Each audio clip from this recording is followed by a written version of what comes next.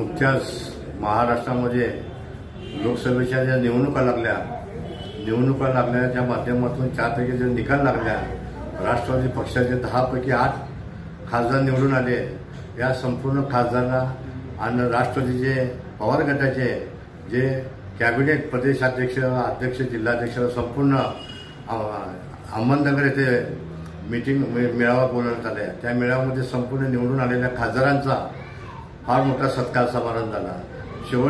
शेवटचं भाषण आदरणीय राष्ट्रीय अध्यक्ष आदरणीय शरद पवार साहेबांनी संपूर्ण आभार मानून त्यांनी ताबडतोब सर्व कार्यकर्त्यांना आदेश दिला की तुम्ही हे मेळावा झाल्यानंतर ताबडतोब आपापल्या मतदारसंघामध्ये जाऊन राष्ट्रवादीच्या पक्षाच्या माध्यमातून, महायुतीच्या माध्यमातून निवडणुकीला तयारीला लागा अशा प्रकारचा आदेश दिला।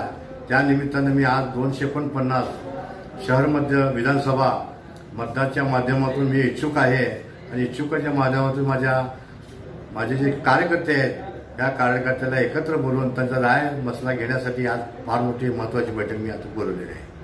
या बैठकीच्या माध्यमातून आदरणीय शरद पवार साहेबांना, प्रदेशाध्यक्षांना पक्षाच्या माध्यमातून आम्ही विनंती करणार आहे की 249 विधानसभा